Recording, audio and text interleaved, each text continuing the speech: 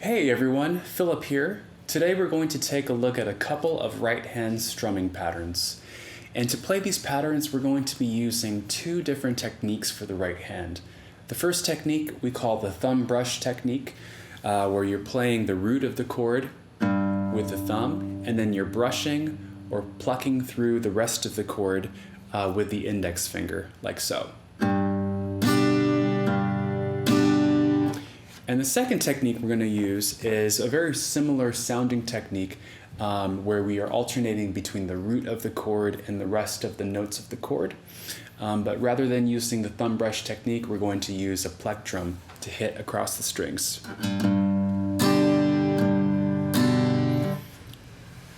So to begin, let's take a look at right-hand strumming patterns that we can use in songs that are written in 2/4 time, otherwise known as march time. So for a march time song, the most simple right-hand strumming pattern you can do is alternating between that root and the rest of the chords. So if you take that G major chord, for example, just like that, the root of that chord is on the 6th string, the 3rd fret, that's the note G. And then we have the rest of the strings we're going to be playing through all 5 strings of the guitar. Right? So the root, and then the rest of the strings. So that technique, the thumb brush, for a 2/4 march pattern would be like this. 1, 2, 1, 2. Now, if you were to play that pattern with a metronome, which I suggest doing, especially if you're just starting out, you can set your metronome at whatever tempo you're most comfortable with. I'm going to set mine at 60 beats per minute, and I'll play through a couple of rounds of G major, and then I'll change chords halfway into that progression to maybe C major and then to D major, just to demonstrate this pattern. Here we go. So 1, 2, 1, 2, and then change to C,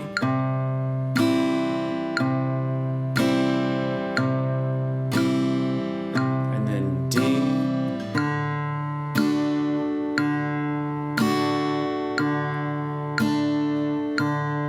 and then back to G.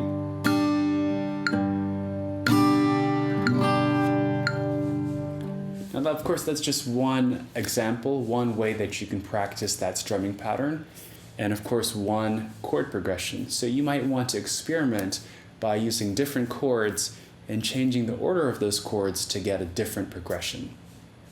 Now, to build off of that march pattern, or that basic march pattern, we are going to now add an 8th note onto the 2nd beat.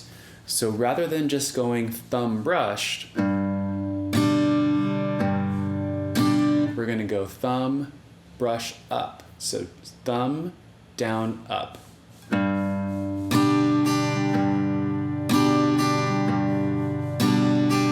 Right? The tempo hasn't changed.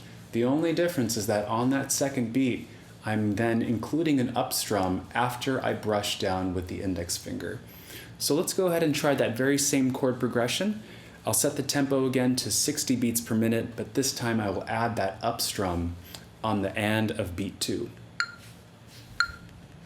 Here he goes.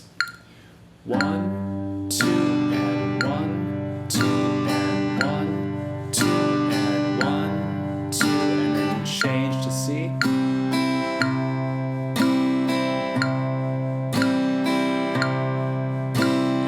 D.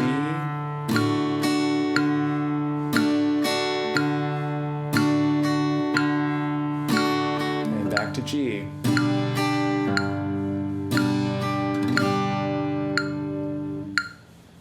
Now, let's try the same thing. This time, instead of using the thumb brush technique, we'll use our plectrum. Here we go. Ready, and go. And 1, 2, and 1, 2, and 1, 2, and 1, 2, and 1, 2, and 1, 2, and 1. And then change to D.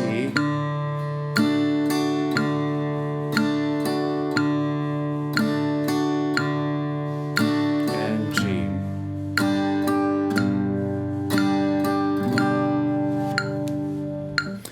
Now, one thing you'll want to be aware of is that as you're changing through your chords, depending on what chord you're playing, the root will also change on the strings, right? So when you're playing a G major chord, the root of that chord is G, which is the third fret of string 6. But when you move to the C chord, the root of the C major chord is the note C, which happens to be on the 5th string. When you move to D, your root is now on string 4. It's the open 4th string, right? So that means that as you're playing through this pattern, you have to be aware of that root note, and that the root note is sometimes going to change strings, and you have to move your thumb or you have to move your plectrum accordingly to be able to hit that root note. So let's say you've mastered the right hand strum patterns in 2/4 or in march time, and you want to move into right hand strum patterns in 3/4 or in waltz time. In order to do that, all you need to do is add an extra beat. So instead of counting from 1 to 2, you're now going to count from 1 to 2 to 3. And for that third beat, you're going to just add another brush with the index finger, or you're going to add another down strum with the plectrum. And to demonstrate that, I'll go ahead and give you another example. This time I'm going to choose a different chord progression just to make things a little bit more interesting. And let's try the chord progression E, A, and then B. Actually, let's not do B. Let's do E and A, and then we'll just move back and forth between those two. Here it goes. 1, 2, 3. 1, 2, 3.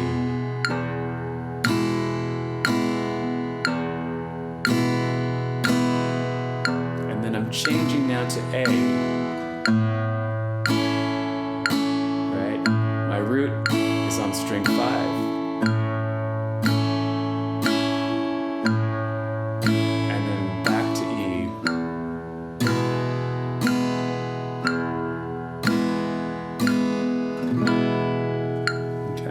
Same thing now with the plectrum. 1, 2, 3, and.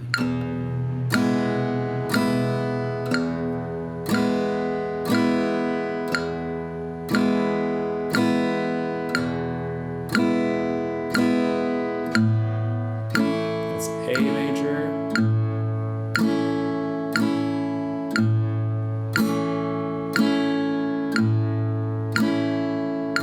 And back to E.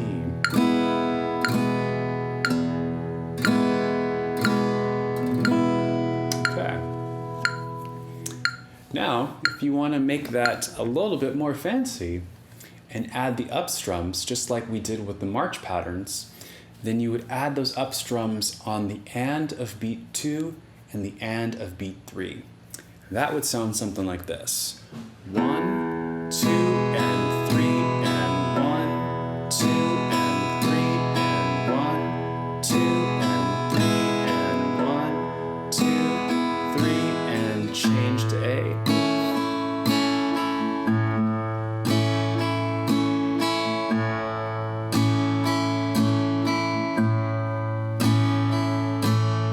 Back to E.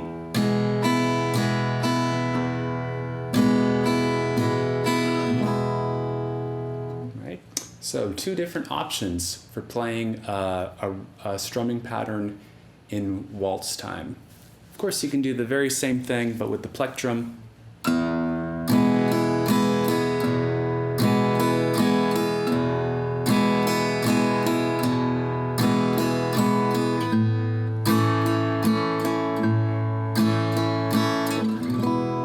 Just as an example, right? Of course, at a faster tempo there. So last but not least, we're going to take a look at right hand patterns that you can use for songs that are in 4/4 time, okay? And so we're going to begin almost in the very same way that we did when we worked on the waltz patterns. We're just going to add a beat, but the pattern that we're going to be using, the 2 patterns we'll be looking at are slightly different than the march and the waltz patterns. The first pattern is going to look like this. It's going to be root. We'll take the G chord again. and it's going to be root, and then a down strum on beat 2, and then a down up on beat 3, and another down up on beat 4. Sounds like this. 1, 2, 3, and 4, and 1, 2, 3, and 4, and 1, 2, 3, and 4, and 1, 2, 3, and 4, and stop. Now let's try that again. This time I'm going to add a chord progression to it, so I'll go from G to C to D, just so you can hear how that sounds with the progression.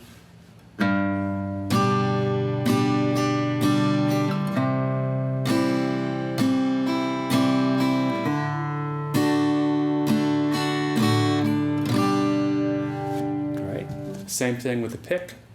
Here we go. 1, 2, ready, and go. And G,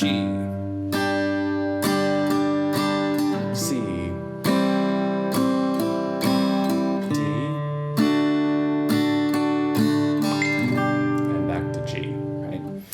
Now the last pattern we're going to learn is sort of a variation on that, and this is probably one of the most important strumming patterns that you will use as a beginning guitarist, because it can be found in countless hundreds, if not thousands, of songs, especially songs that come from the folk tradition. And this is a variation on the pattern that we just learned. And the best way to identify this pattern is by a name that refers to its sequence of down and up strums. So we call it down, down, up, down, up. And it's got this really cool syncopated effect that happens where we get a strong beat on an unaccented, we get a strong chord on an unaccented beat. Sounds like this. Down, down, up, down, up.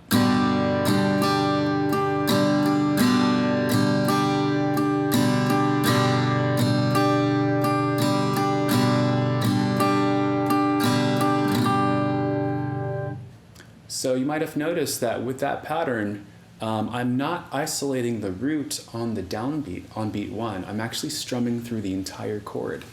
So let me demonstrate that one more time. This time I'm going to use the thumb brush technique, so you can see that rather than using my thumb, I'm going to be using the index finger the whole time. Here it is. 1, 2, ready, and go.